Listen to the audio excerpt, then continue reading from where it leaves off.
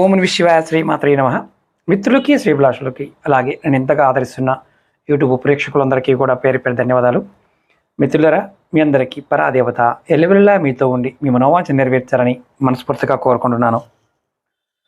చాలామంది అక్క చెల్లెళ్ళు, మిత్రులు, స్నేహితులు, గురువుగారు మాకు ఇంటిలో ఎప్పుడు ధనం ఉండాలండి, అలాగే డబ్బుకి ఎప్పుడు మా ఇంటికి కొదవ ఉండకూడదు, డబ్బు లక్షల్లో కోట్లలో మాకు వస్తూ ఉండాలి, మాకు అంత పుణ్యం కూడా కావాలి, ఏదైనా తేలికైన మార్గం ఉందా అని చాలామంది అడిగారు.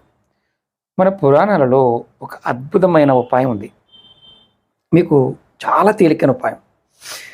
ఏంటంటే మనం అన్నదానం చేస్తూ ఉంటాం. ఎవరైతే నిత్యం అన్నదానం చేస్తారో వారి కుటుంబానికి ఎప్పుడూ కూడా ధనము, సంపద, ఐశ్వర్యము లభిస్తుందని శాస్త్రం చెప్తుంది. అయితే అన్నదానం చేయాలంటే లక్షల్లో ఖర్చు అవుతుంది. అలా అన్నదానం చేయలేని వారు శాస్త్రం చెప్పిన ఒక చిన్న విధానం ద్వారా ఈ ఫలితాన్ని పొందవచ్చు. ఈ ఫలితం మీకు పుణ్యంతో పాటు సంపదని, ఐశ్వర్యాన్ని, డబ్బుని, ఆనందాన్ని, కీర్తి ప్రతిష్టలను కూడా తీసుకొస్తుంది. ఎలా చేయాలో చెప్తాను. అలాగే మీకు ఈ వీడియో నచ్చినట్లయితే లైక్ చేయండి, ఛానల్ని సబ్స్క్రైబ్ చేసుకోండి.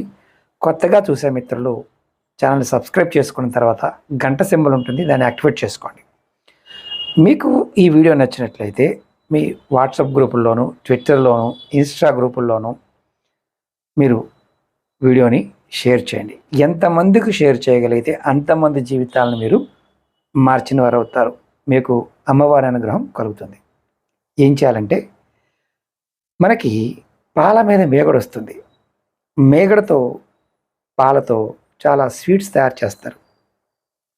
మనం రోజు పాలు కాచుకున్నప్పుడు మేగడ వస్తుంది కదా.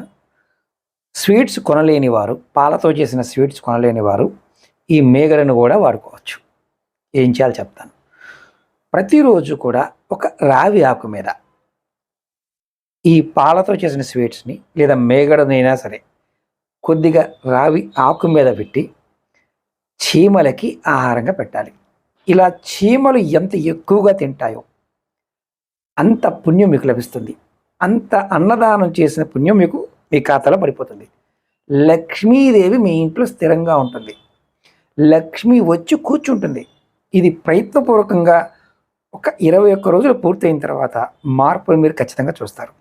ఇది ఎప్పుడైనా మొదలు పెట్టవచ్చు. ప్రయత్నం చేయండి, ఖచ్చితమైన ఫలితం పొందుతారు. ఓం నమః శివాయ శ్రీమాత్రే నమః.